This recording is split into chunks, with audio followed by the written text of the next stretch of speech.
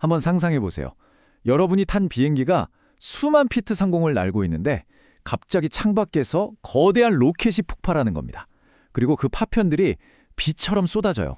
이게 그냥 상상이 아니라 실제로 일어날 뻔한 아찔한 사건이었습니다. 오늘 바로 그 이야기 속으로 한번 들어가 보죠. 이거 무슨 SF 영화 줄거리 같죠? 근데 영화가 아닙니다. 실제로 일어난 일이에요. 심지어 미국 연방항공청, 그러니까 FAA가 직접 작성한 보고서에 아주 상세하게 기록되어 있는 내용입니다. 자, 그럼 사건의 시작으로 가보죠. 바로 스페이스X의 스타쉽 시험 비행에서 이 모든 게 시작됐습니다. 아시다시피 스페이스X, 인류를 화성에 보내겠다는 그 엄청난 꿈을 향해 계속 로켓을 쏘아 올리고 있잖아요. 그 수많은 시험 비행 중 하나였는데 유독 이날은 뭔가 달랐습니다. 이륙한 지 정말 얼마 안 돼서 스타쉽이 공중에서 산산조각이 나버린 겁니다. 문제는 그 다음이었죠. 그 거대한 파편 덩어리들이 하필이면 수많은 여객기들이 날아다니는 바로 그 3만 피트 상공으로 말 그대로 비처럼 쏟아지기 시작했어요. 정말 하늘 위에서 재앙이 시작된 거죠. 자, 로켓이 폭발한 하늘 위도 문제였지만 지상 관제탑은 그야말로 혼돈의 도가니였습니다. 평범했던 하루가 한순간에 재난 영화의 한 장면으로 바뀌는 순간이었죠. 이 아수라장을 가장 먼저 눈치챈 사람이 누구였을까요? 바로 제플로 여객기의 조종사였습니다.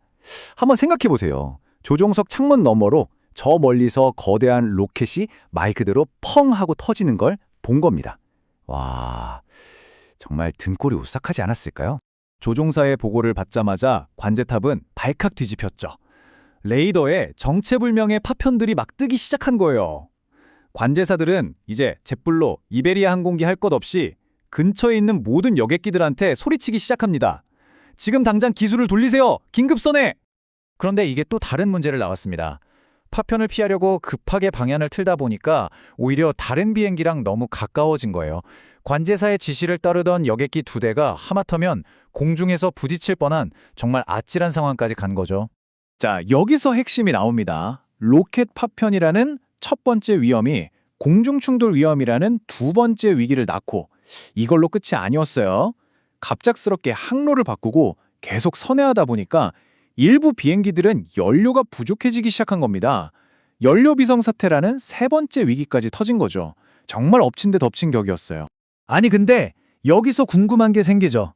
전 세계에서 가장 안전하고 가장 정교하다고 자부하는 항공 관제 시스템을 갖춘 하늘에서 도대체 어떻게 이런 말도 안 되는 연쇄적인 비상사태가 벌어질 수 있었을까요? 뭔가 큰 문제가 있었던 거 아닐까요? FAA가 조사를 해보니까 역시나 결정적인 문제 두 가지가 동시에 터졌던 겁니다. 첫 번째는 소통의 실패, 그리고 두 번째는 시스템 자체의 허점이었어요. 자, 원래 규정대로라면요. 스페이스X는 로켓 발사가 실패하자마자 즉시 전용 핫라인으로 FAA에 알려야만 했습니다. 그런데 안 했어요.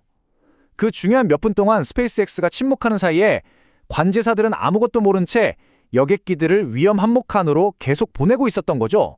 그리고 두 번째 문제는 더 심각했습니다. 바로 파편 대응 구역이라는 시스템 자체에 구멍이 뚫려 있었던 거예요. 이게 뭐냐면 로켓이 터졌을 때 파편이 떨어질 만한 곳을 미리 예측해서 설정해 두는 건데요. 하필이면 비행기들이 많이 다니는 국제 공역에 치명적인 틈, 그러니까 사각지대가 있었던 겁니다. 더 기가 막힌 건 관제사들이 이 사실을 전혀 모르고 오히려 안전한 곳인 줄 알고 비행기들을 그 사각지대로 대피시켰다는 거죠. 심지어 이런 시스템의 한계는요, 스페이스X 스스로도 인정한 부분입니다.